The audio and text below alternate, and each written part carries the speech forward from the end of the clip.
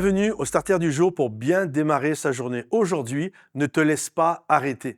Lorsque David est arrivé sur le champ de bataille, la Bible nous dit que lorsqu'il a demandé que c'était quoi la récompense et qu'on lui a dit la récompense, c'est simple, couvert de richesses, tu te maries avec la fille du roi Saül qui s'appelle Mika et tu seras exonéré d'impôts. Et lorsque David a entendu ça, il a été bien sûr pour l'honneur de l'Éternel et également pour la récompense. Il a voulu relever ce défi. Puis là, il y a son frère Eliab qui entend ça. Il entend son frère qui demande c'est quoi la récompense et on voit qu'Eliab va se mettre en colère. Et pourquoi Eliab se met en colère? C'est parce que dans la famille, Eliab, c'est le beau gosse. Eliab, c'est celui sur qui on compte. D'ailleurs, lorsque le prophète Samuel est venu voir le papa de David en disant voilà, je suis venu pour donner l'onction, amène tous tes fils, on voit que David n'est pas là. Et sur lui, sur lequel on voulait vraiment que ce soit le roi, c'était Eliab. D'ailleurs, Dieu a dû arrêter Samuel en disant non, les hommes regardent à ce qui frappe les yeux, mais moi je regarde à ce qui frappe le cœur.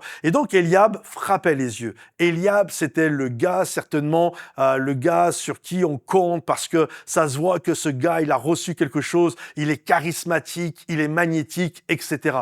Et lorsque Eliab voit que David, qui sent certainement le mouton, il est toujours avec des moutons, le gars qui est toujours tout seul, désire voir sa vie changer, on voit qu'Eliab se met en colère en disant « mais t'es qu'un petit prétentieux, pour qui tu te prends ?» etc. Et j'ai remarqué que à chaque fois qu'on désire voir notre vie changer, passer à un autre niveau, il y a toujours un Eliab qui va vouloir venir nous arrêter. Il y a toujours un Eliab qui va venir nous dire « mais pour qui tu te prends? Pour qui tu te prends de vouloir acheter une maison? Pour qui tu te prends de vouloir écrire un livre?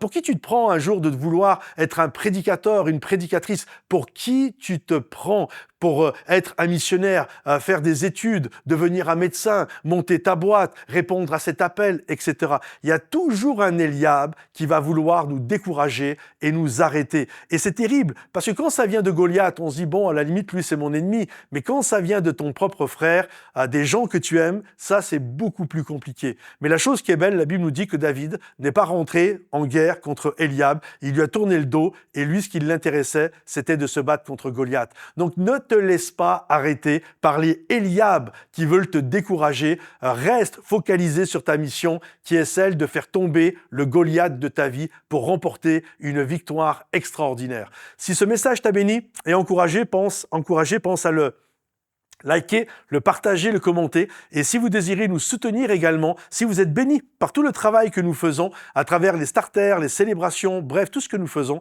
allez sous le lecteur du YouTube, il y a un lien, vous avez juste à cliquer dessus. Et merci pour votre générosité, que ce soit ponctuel ou mensuel. Soyez bénis les amis, bye bye.